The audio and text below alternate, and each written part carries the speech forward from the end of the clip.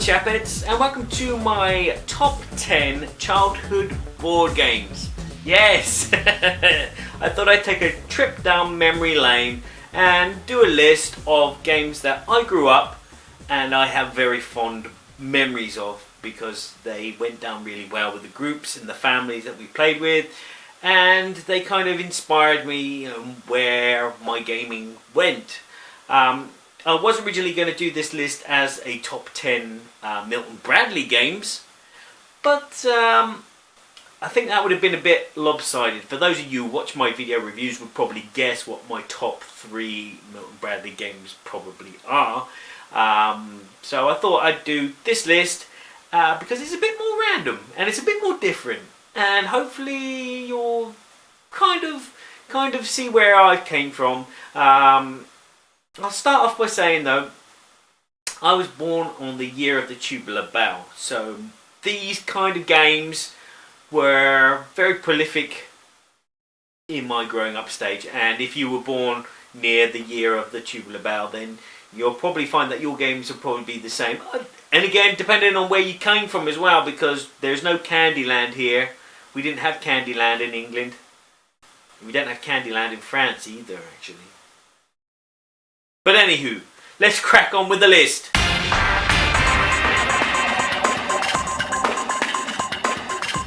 Then my number 10 game is Frustration. Yes! Do you remember that when you were a kid? Yes, the thing with the pop-o-matic in the middle, where you push it down and it would throw the dice about. It's a little kind of like dome. I had hours of pleasure just pushing that dice down and just getting results from it, which was really kind of like fun gimmick.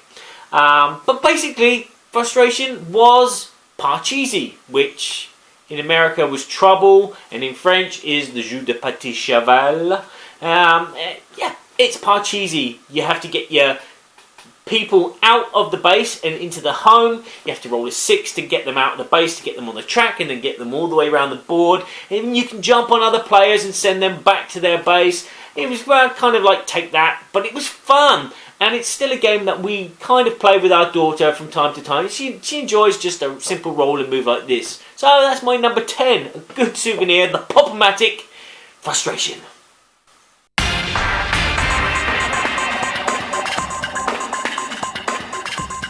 My number 9 is a game that I no longer have in my collection. It got binned on the move from England to France due to the fact that all I had left was the board, and I had most of the pieces but not all the pieces, which kind of made the game unplayable. That game is called Skirid, which is an abstract shape laying game. You'd have this board which was very much like Scrabble, and it had all these numbers generating out, low numbers in the middle, and then right on the extremities very big numbers. And each player, normally it's best played with 2, but you can play up to 6 in like a team play game. Each player would have a group of these kind of like Tetris shapes, and they were clear plastic things. So when you put them on top on the board, you could see the numbers underneath, and those numbers would generate the points. And so you basically have to connect all these shapes together. So you'd play a tile, the other player would play a tile, and then you get your points. Some of the tiles had like multipliers on them, which multiplied the score of what you got, and obviously highest score wins. Very simplistic, just tile laying game, but it was one that I kind of really enjoyed. I didn't enjoy it when I first got it because it was too abstract and I couldn't read the rules, but later on in life I did get it out from time to time and play it with someone, and it was very enjoyable, and it's very aesthetically pleasing, even though it wasn't really Dark Side of the Moon. That's my number 9, Skirid.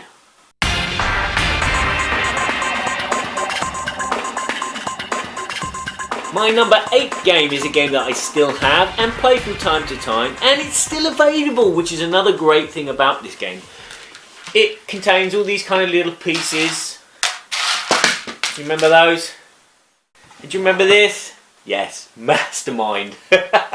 It's the game where you have to guess your opponent's combination of colours. They will place their like 5 different coloured bees if they stay in the holes instead of sticking to my finger. They place them in like that and they cover it over, and then you've got to guess their combination in the right place in the right order. So you'd have to place yours there, and you go, okay, I think you've done that. Okay, and then they would tell you, yes, it's correct, or no, it's correct, but it's not in the right place. And you basically got to match it up in as less guesses as possible, which would give you a very low score. And the player with the lowest score at the end of the game is the winner. I enjoy this game. I like deduction games. I like trying to figure out what the other person is trying to think. And this is a light, fun one. And I have good memories of playing against my sister and beating her. It was good to have someone that you could beat. And also, this is a kind of game that you can play with your kids and they can kind of beat you. I mean, my daughter's not at that stage yet, but she does pretty good. So that's my number 8. A good souvenir and good fun. And still got it. Mastermind.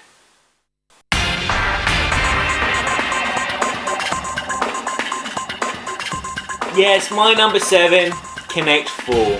It was a game that came out a hell of a lot because it can be easily set up and easily played very quickly, and it's just a case of 2 players going head to head, placing chips into a thing like that and trying to make a line of 4, horizontal, vertical or diagonal. Nice components at the time. As you can see, I've got a different version now. I've got my asterisk version. I got rid of my original MB Games version due to the fact that I didn't need 2 copies, and this is smaller, nicer, aesthetic. It looks like a boat, doesn't it?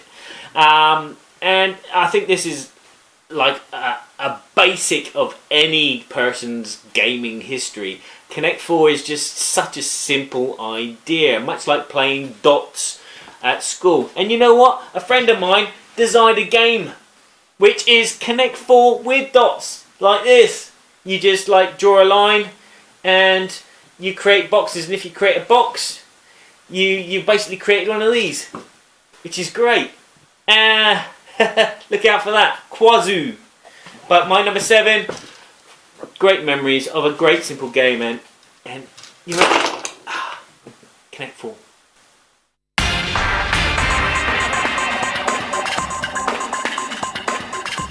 My number 6 was a game that my sister has, peut-être, maybe.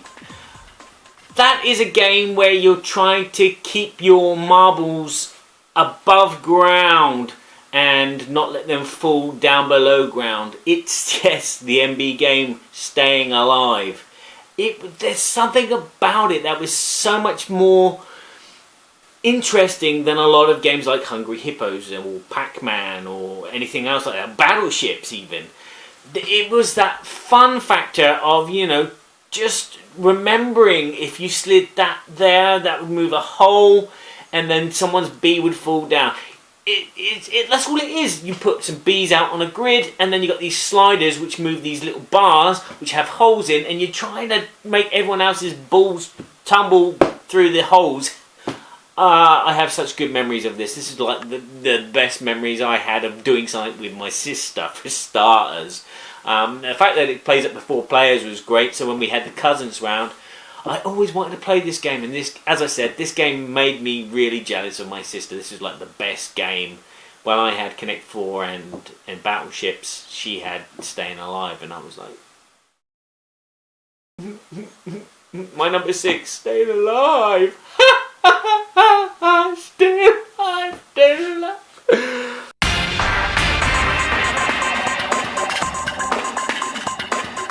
My number 5 game is one where you roll a dice, you move, and then you answer a question of one of 6 colours. Yes. Trivial Pursuit. Yes, I know what you're going to say. What a really naff game. Well, I agree with you. It is a naff game, but when you're a child and you're playing with the adults and you've got more bits of cheese in your piece than they have, it makes you feel wonderful. And this game is it was just such a refreshing change at the time. From instead of just like moving pieces and doing stuff, you were answering questions, and it was fun. I mean, there was a lot of kind of categories that I was not very good at, like the blue ones, and I wasn't good at the green ones. Sport, I wasn't good at a lot of them. Pink ones, I was always going for pink questions because they were my kind of thing. But this was a game which went down really well when you had friends over, when you had family over, you just get it out. Yes, there would be that long battle at the end of, you know, trying to get the last question in the middle and getting it wrong. But it was fun. It was enjoyable. It was great playing in teams as well. You know, when you pair up with someone and you're playing cousins against cousins against cousins. Ah, such fun memories.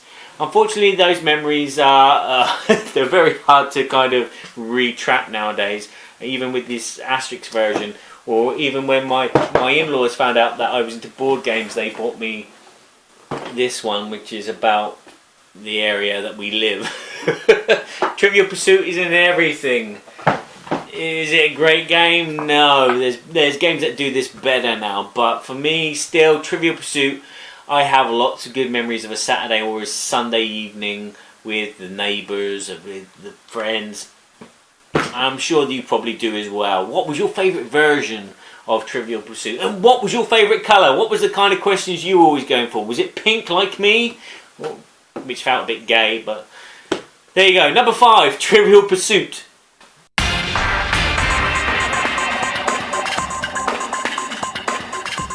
My number 4 is something that my family used to do a lot, is play card games, trick-taking games, games where you're getting more scores, games like bridge, not necessarily poker, but they were trumps and sevens, and there was a lot of solitaire. And so this game came along when we were playing as kids, when the families got together, like all the adults would have a deck of cards, and all the children would have a deck of cards. And we'd play this game where if someone played a 2, you'd pick up 2. If someone played an 8, you miss your turn. And it turned into Uno. Now, I haven't had a copy of Uno for a long time, about 6 years now. But before that, we used to play it with a normal deck of cards. And it worked really well. And I have lots of fun memories of playing Uno variants as we used to do. We used to make up little rules as well. We used to change numbers. We used to say that kings did this and queens did that. And it was fun. And it still is fun. And this is a game that I still like playing. Seriously, I still do enjoy playing Uno. Yes, it's a bit luck of the draw and stuff, but the thing is, you can play some strategies, which does make it a bit more interesting. You can make some variants as well. I like having my own variant in this game, and whenever we play it with our variant, and it kind of brings out a lot more laughter, because it can be a lot more nasty when you pile 2s up on someone and then someone ends up taking 10 cards, but then later on they can get rid of those 10 cards quite easily by playing a 0, which means everyone passes their hand to the left or to the right. This game has so many fond memories, again, of the family playing around the table, those Sunday afternoons with a cup of tea and some, shortbread biscuits. Oh yes, such good memories. Uno, my number 4.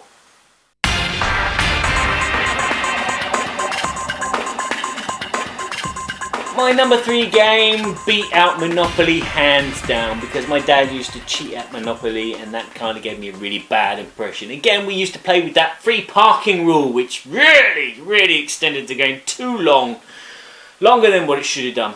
But a game that we found, which I really adored as a child, teenager, was this game called Masterpiece by the Parker Brothers. As you can see, I've still got a very old copy of it, which my dad lovely gave to me because I really like this game.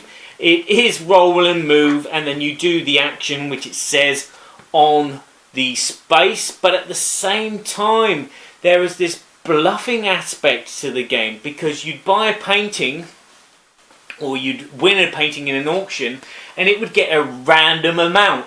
And so, like, this painting, one game would be worth $2 million, and then one game it would only be a forgery. It might even be a forgery. But it was this selling on these games to other players. When you held a private auction, you would say, okay, I'm going to sell this painting. Any bidders? And then you start bidding. This game would go on quite long, but it only went on as long as there was cards on the middle of the table, and you could reduce the amount of cards to make the game shorter.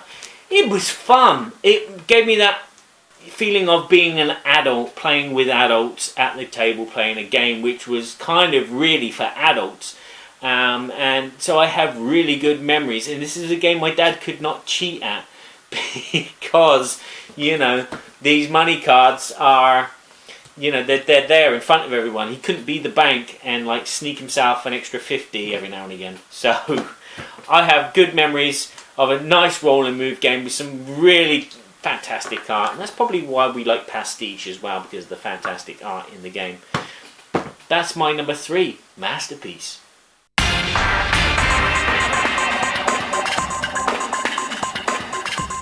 Now my number 2 game. Let me give you a clue.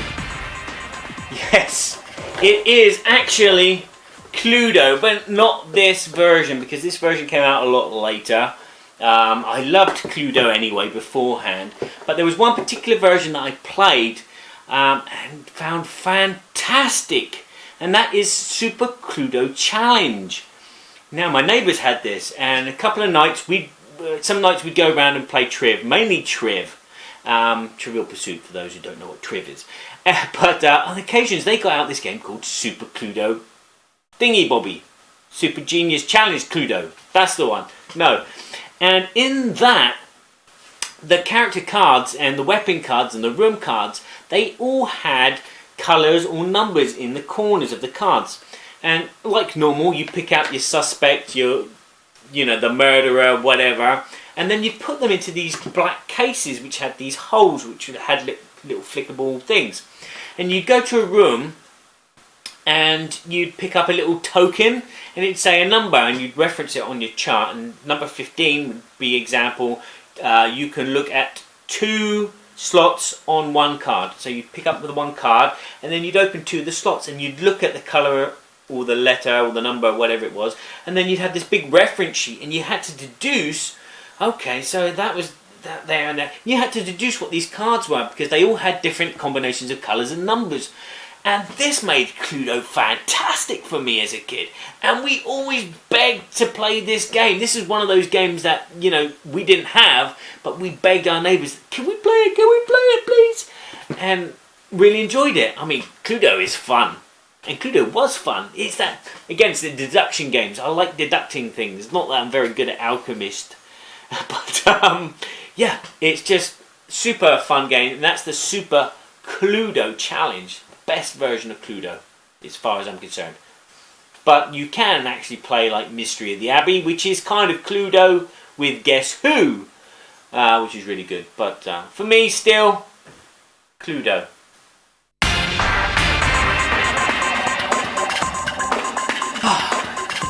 And finally, my number 1 childhood board game. This is a game that I bought myself out of my own pocket money and fell in love with and became a huge hit around our neighbourhood because people wanted to come and play, and my friends would like round every weekend playing this game as we played kind of quests. Hero Quest. Yes.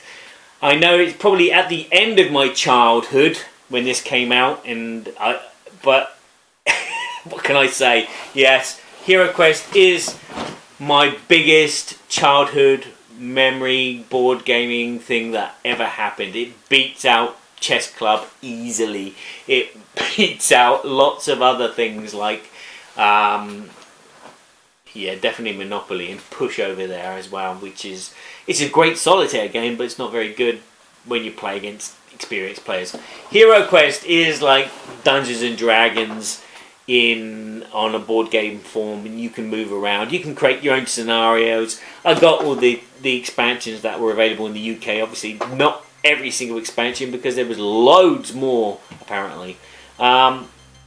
It was a fantastic adventure. It was a board game that was an adventure. My parents didn't get it and probably still won't get it, but my friends, they got it instantly, and I became very popular as the dungeon master and making these scenarios and then changing the rooms a bit as well, because it was all just generic, just move, roll, attack things. So I'd say, okay, in this room there's water on the floor, there's moisture, and so the monsters wouldn't just appear in the room, they'd gradually appear, or an alarm would go off, and I'd create these little scenarios, and it was great fun. a great childhood memory of board gaming, which is probably this game itself has spurred all of that lot over there. And the fact that it's always sat on my shelf looking at me and saying, play me, is one of the fantastic things about the hobby in general. And again, it's Milton Bradley. See, if I did a Milton Bradley top 10, you'd have known this was number 1. And you would probably guess that number 2 was Hero Escape. And number 3 would have been Space Crusade. And then number 4 would have been all the others, Connect 4 and Staying Alive. And so there you have it, my top 10 childhood board games. What did you think? Do you like the list? Does it inspire you to get out those games that you used to play and look at them again? What would your list be? I'd like to know. Leave me a comment, leave me some notes. Obviously these are just board games. I didn't talk about my role-playing games or my choose your own adventure games or the old little pocket watch games. Do you remember them? Yeah, those pocket time ones with Donkey Kong and stuff like that. Now, and I definitely didn't talk about Spectrum, the ZX Spectrum. Horace Goes Skiing. Ghostbusters. Yeah. So there you go. Leave some comments. Tell me what you think. Tell me if there's any kind of other lists that you'd like me to make. And we'll delve into those. Thanks for watching, chaps. And I will see you for another review or walkthrough or just a funny song in the future. Bye-bye. But it has meant that the podcast have sort of extended out to 30-40 minutes. Nobody seems to be complaining about that at the moment, so I'm going to carry on doing them. And in a few weeks' time, when I'm over in the Czech Republic, I might be getting a certain Czech designer as a guest. Matus. That's the guy. Yes. Yeah. Well, I was out moving snow yesterday. We had 44 degrees, so everything was melting, and I had to move it away. And I was actually listening to your last episode with your interview with Etta, and that was awesome. I tell you, the whole thing, listening to the insights and the way the